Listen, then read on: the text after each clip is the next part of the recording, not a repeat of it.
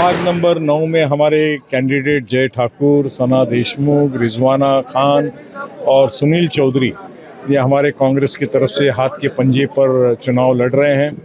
और जय ठाकुर एक पत्रकार है, सना देशमुख एक वकील है, रिजवाना हमारी बहन जो है वो एक घरेलू महिला है, अनवर खान हमारे कार्यकर्ता उनकी पत्नी है, और सुनील चौधरी ये प्राध्यापक होकर के रिटायर हुए हैं, 30-32 साल से हमारे कार्यकर्ता हैं। इस प्रभाग को एक अच्छा नेतृत्व हमने दिया है जय ठाकुर के रूप में, जो एक पत्रकार भी रहा है, और मैं उम्मीद करता हूं कि इस प्रभाग की जो भी समस्याएं हैं उसका समाधान जैसे ही महानगर पालिका में पहुंचेंगे वो उसको मुकम्मल अपने मार्ग पे पहुंचाएंगे। सर, इससे पहले भी आपने कुछ लोगों पर विश्वास जताया था और वो आपसे धोखाधड़ी करके निकल गए, क्या कहेंगे? उन्होंने हमसे नहीं तो बल्कि इस वार्ड की जनता से धोखा किया, और वार्ड की जनता से उन्होंने गद्दारी करी, क्योंकि लोगों ने उनको चुन के दिया था। हमने तो सिर्फ सेलेक्ट किया था कि आप यहाँ से लड़िए, और वो गद्दारी करके दोनों जो है 3 लोग, बल्कि 22 नंबर की भी एक महिला थी, वो भाग गए थे बीजेपी में। महापौर के चुनाव के वक्त में बीजेपी से पैसे ले लिए थे और वहाँ भाग गए थे, और वो तकरीबन चुन के आने के 2 साल बाद ही 2019 में ही भाग गए थे, और 19 से लेके अभी 26 भी वो पूरे बीजेपी में रहे। अभी बीजेपी ने ये किया कि नया नगर के 2 प्रभाग 9 और 22 में उन्होंने उनको राष्ट्रवादी में भेजा, अजित पवार के गठ में, और वहाँ से राष्ट्रवादी के सिंबल पे चुनाव उनको लड़वाने लगा रहे हैं। सर, अभी हाल में एक वीडियो वायरल हुआ था, उस वीडियो में सोसाइटी में वो गए थे लेकिन सोसाइटी वालों ने भगा दिया, तो उस पर क्या प्रतिक्रिया देंगे? देखिए, हमारी जो कौम है, विशेषता इस प्रभाग की 9 और 22 की, ये अगर मोहब्बत करती है तो दिल से करती है, और अगर वो नाराज़ भी होती है तो दिल से होती है। तो अगर इस तरह से चुनाव लड़ने वाले उम्मीदवार को सोसाइटी भगा देती है तो इससे बड़ी जिल्लत कोई नहीं हो सकती। उनको समझ जाना चाहिए कि उनकी गद्दारी इस वार्ड के शहर का बच्चा बच्चा जानता है। जो ईमानदार और काम करने वाला हो, ऐसा व्यक्ति आपकी नज़र में कौन है? अभी तो हमारे ठाकुर साहब तो हैं ही। सर, आप किसे चुन के लाना चाहते हैं? जैसे हमारे रिजवी साहब ने कहा वो बिल्कुल सही, कि हम चाहेंगे जय ठाकुर साहब यहाँ पर है, क्योंकि इन्होंने फिलहाल बहुत काम किया यहाँ पे, तो हम उम्मीद करते हैं कि यही सब जीत के, और हमारी तरफ से जो भी यहाँ की कौम है हम कोशिश करेंगे इनको पूरा जितवाने की। सर, मैं ये कहना चाहूँगा कि जैसे मुजफ्फर साहब ने हमारे पूरे प्रभाग में 9 नंबर में पहले कैंडिडेट दिए थे, लेकिन वो गद्दार निकले, और अभी जो कैंडिडेट है वफादार रहेंगे और वफादारी से काम भी करेंगे, और ये पूरे वार्ड का मुस्तकबिल और फ्यूचर और भविष्य सुधारेंगे, ये उम्मीद करता हूँ मैं। किस यकीन से कह सकते हैं वफादार निकलेंगे? इस यकीन से कह सकते हैं क्योंकि मुजफ्फर साहब ने इस बार सारे कैंडिडेटों को पूरी परीक्षा लेते हुए, इम्तिहान से गुजारते हुए परखा है, और हमें उम्मीद है हमारे साहब ने जो काम किया है उसमें ये खरे उतरेंगे। ये बार हम लोग बहुत खुश है। हम लोग सब चाहते हैं कि कांग्रेस को आगे बढ़ाए ताकि वो हमारा आगे भी जिंदगी भर हेल्प कर सके, और वो उन्होंने हमारी हेल्प किया है, हम खुश है उनसे, और अल्लाह करे जय भाई जीते। हम लाएंगे हमारे जय ठाकुर भाई को, क्योंकि उन्होंने इतने सारे वादे किए हैं और उन्होंने वादे से पहले ही अभी एक्शन में आ चुके हैं। प्रभाग नंबर 9 में मौजूद हैं और कांग्रेस के चारों प्रत्याशी हमारे साथ हैं, और थोड़ी देर पहले ही यहाँ के कांग्रेस के कदावर नेता मुजफ्फर हुसैन जी ने सभा को संबोधित किया है। आइए जानते हैं इन प्रत्याशियों से क्या मुद्दे लेके ये जनता के बीच जाएंगे और क्या संदेश देना चाहेंगे। मैडम, एक पेशे से एडवोकेट हो आप, तो आप जनता के लिए क्या करना चाहेंगी और जनता क्यों आपको वोट दे? देखिए, मैं वार्ड नंबर 9 की रहीवासी हूँ, यही एरिया में रहती हूँ। यहाँ के जो लोगों की परेशानियाँ हैं उससे काफ़ी वाकिफ़ हो। वो हर परेशानी जो हमें यहाँ फेस करनी पड़ती है उस पर हम काम करने के लिए सज्ज रहेंगे। सबसे पहले मुझे लगता है हमारे एरिया में हमारे यूथ को अगर डेवलप करना है हमें, तो उसके लिए हमें ड्रग्स के ऊपर काम करना है।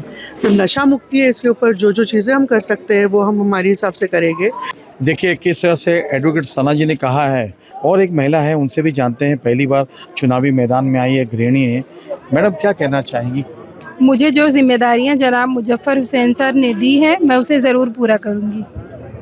देखिए किस तरह से इन्होंने कहा है कि मुजफ्फर हुसैन जी ने इन पर विश्वास जताया है और बड़ी जिम्मेदारी दी है उसको बखूबी निभाएंगी।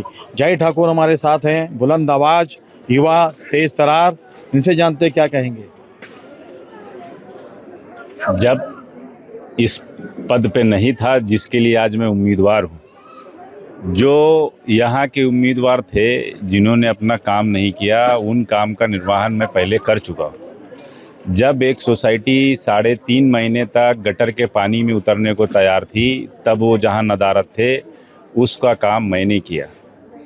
जो उनके सारे काम थे, चाहे वो नशेड़ियों से रिलेटेड हो, चाहे वो नशा से रिलेटेड हो, चाहे प्रभाग की समस्या हो, पानी से रिलेटेड हो, रोड की समस्या हो, जो सारे काम एक नगर सेवक के होते हैं, जब उन्होंने अपनी जिम्मेदारियों से पल्ला झाड़कर और पार्टी को छोड़कर भाग गए, उस वक्त मैंने उनके जिम्मेदारी का काम जो है उनके हिस्से का मैंने किया और उसी के फलस्वरूप आप आज आपको जनता का प्रतिशत दिख रहा होगा कि किस तरीके से हमारे साथ है, क्योंकि जो उनके काम के वक्त खड़ा था, जनता भी आज उनके साथ खड़ी है। जय ठाकुर जी, मैं आपसे जानना चाहूँगा, जिस इमारत की नींव कमज़ोर होती है तो उसकी बुनियाद कितनी मजबूत हो सकती है वो तो आप जानते हैं, और जो नेता है वही नशेड़ी हो तो भला युवाओं का भला कैसे कर सकता है, क्या प्रकाश डालेंगे।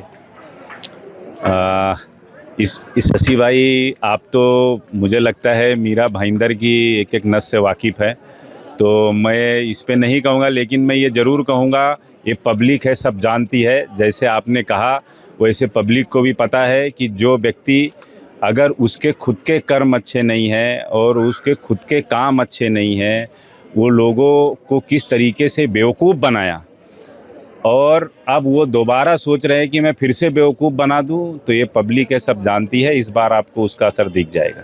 लेकिन एक वीडियो सोशल मीडिया में घूम रहा था और वीडियो हमने भी देखा, बड़ी कोशिशें की कि उन्होंने सोसाइटियों में जाने के लिए, कि सोसाइटियों ने उन्हें धुतकार दिया, उनका तिरस्कार किया और उल्टे पैर भागते नजर आए। इसी बात का मैं जवाब दिया शशि भाई कि आप जब लोगों के बीच में नहीं रहोगे, क्योंकि ये जनता जब आपको वोट करती है तो वो इस उम्मीद से करती है कि जब आपको उनकी ज़रूरत होगी तो आप उनके लिए खड़े रहोगे, क्योंकि एक नगर सेवक का काम ही है कि आप उनका सेवक बन के रहो और एक छोटी मोटी जो भी समस्या है, इनकी बहुत बड़ी बड़ी समस्या नहीं होती, एक आम आदमी के जीवन यापन की समस्या है, जीवन यापन की समस्या है। अगर आप उसमें कभी खड़े नहीं रहे हो तो इसीलिए जनता आपको पूरी तरीके से नकार रही है, इसीलिए आपको धुतकार रही है, क्योंकि आप उनके बीच में आए नहीं, कभी उनकी समस्या सुने नहीं, कभी उनकी मन की बात जानने की कोशिश नहीं, कभी उनके सोसाइटी की समस्या नहीं समझे, कभी उनके समाज की समस्या नहीं समझे। तो उनका जो इनके साथ हो रहा है वो इसीलिए हो रहा है क्योंकि कभी ये जनता के बीच में लौटे ही नहीं चुनाव जीतने के बाद। आपका विज़न क्या होगा, युवाओं के लिए क्या विज़न होगा और यहाँ की स्थानीय जनता के लिए क्या विज़न होगा। इस प्रभाग का जो भी, एक तो इनका ड्रेनेज लाइन का प्रॉब्लम, यहाँ पे नशेड़ियों से मुक्ति, यहाँ के गार्डन में बहुत सारे ऐसे हैं, जब सुबह लोग एक्सरसाइज करने जाते हैं तो वहाँ पे पानी पीने की व्यवस्था नहीं, अगर इमरजेंसी में कभी किसी को पानी लग जाए तो वो पीने की कोई जगह नहीं है। फिर इनके प्रभाग में ऐसे कितनी ऐसी सोसाइटी है जहाँ पे आज भी कभी किसी का पानी का कनेक्शन का इशू है, उनको पानी भरपूर नहीं आ रहा है। ये सारी चीज़ें लोग गुहार लगाते रहे, वो सारी समस्याओं का समाधान मैं करूँगा, ये हमारा जनता से वादा है। देखिए किस तरह से जय ठाकुर ने कहा है और उन गद्दारों के लिए भी चेतावनी दी है जो हमेशा नशे में रहते हैं, और उन नशेड़ियों का भी खात्मा करने का ऐलान किया है। चलते हैं चौथे प्रत्याशी के पास, क्योंकि मुजफ्फर हुसैन जी ने 30 साल से उन्हें तराश रहे हैं और अभी मौका दिया है। सर क्या कहेंगे, क्या नाम है? मैं सुनील चौधरी, यही प्रभाग में रहता हूँ। मैं शिक्षक था। मेरा ज़्यादा प्रयास, जो सोसाइटी में बच्चे लोग पढ़ाई छोड़ देते हैं तो वो उसके बारे में उनको मैं आगे लेके जाना चाहूँगा कि उन्हें ज़्यादा से ज़्यादा पढ़ाई करना चाहिए और अपना फैमिली को और अपने कुटुंबों को आगे बढ़ना चाहिए, और अपना मीरा भाईंदर में कैसा नाम कमाया जाएगा पढ़ के, ये उनके ऊपर मैं प्रयास करने वाला हूँ। देखिए किस तरह कहा है इन्होंने, युवा पढ़ेगा तो आगे बढ़ेगा और देश उन्नति करेगा। बहुत सराहनीय भूमिका, पैसे से टीचर हैं और इनकी मंशा है कि जो बच्चे पढ़ाई छोड़ देते हैं उनको निःशुल्क के पढ़ाएंगे। बहुत सराहनीय भूमिका इनकी। अब जनता जरूर इनके जो आदर्श हैं, इनके जो इन्होंने जो कहा है उस पर अमल करेंगी। 15 तारीख को जनता जरूर प्रतिसाद देंगी, लेकिन 16 तारीख को जनता किसके सर ताज पहनाती है वो 16 तारीख को निर्णायक भूमिका होगी और फैसले की घड़ी होगी। आप देखना है हमारी खबर का असर जनता किस तरह करती है।